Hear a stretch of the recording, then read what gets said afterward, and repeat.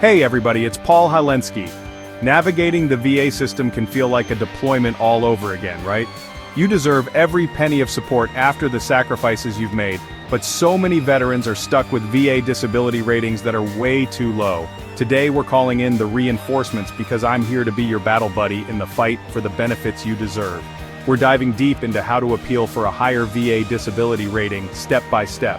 We'll cover everything from the signs you might be underrated to the biggest mistakes to avoid. So lock and load, because it's time to storm those bureaucratic trenches and secure the benefits you've earned. Alright, before we launch into the appeal process, let's make sure you're actually in the right foxhole. Here are the telltale signs that your VA disability rating might be lower than it should be. First off, has your condition gone downhill faster than a tank on a dirt road? If your symptoms are worse now than when you first filed, that's a big red flag.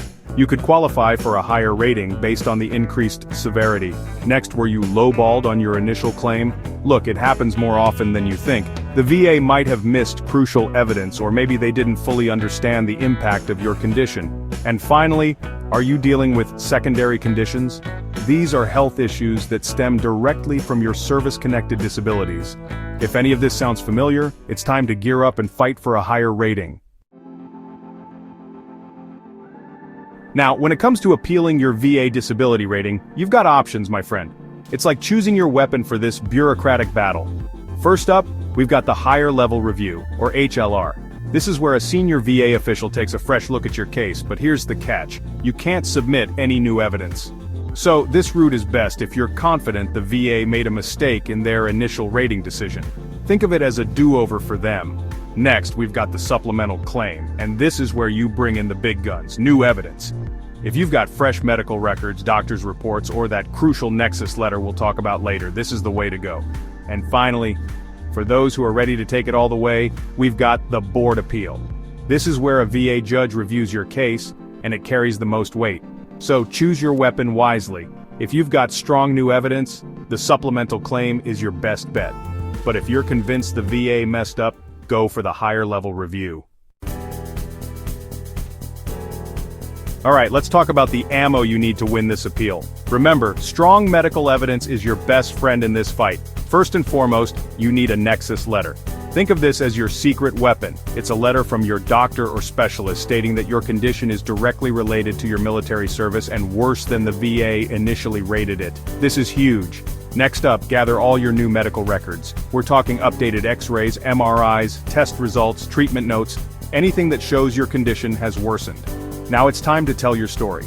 Write a personal statement explaining how your disability impacts your daily life. And finally, don't underestimate the power of buddy statements. These are written testimonies from family, friends, or fellow service members who can confirm the severity of your condition. Okay troops, let's break down how to file your VA appeal step by step. First things first, gather your intel. That means getting all your evidence together, updated medical records, your nexus letter, personal statements, buddy statements, the whole 9 yards. Once you've got your arsenal, it's time to infiltrate enemy territory. va.gov. Log into your account and navigate to the File and Appeal section under your disability claim. Now it's time to choose your weapon. Higher level review, supplemental claim, or board appeal. With your weapon chosen, you can launch your attack. Submit your appeal online, by mail or in person at a VA office. Online is the fastest and most efficient way, but you do have options. And finally, stay vigilant. Track your appeal status on va.gov and follow up every few months. Now before you charge into battle, let's talk about some common landmines that trip up veterans during the appeal process. Avoid these mistakes and you'll be well on your way to victory. Mistake number 1, going in without backup. Never, ever, file an appeal without new evidence.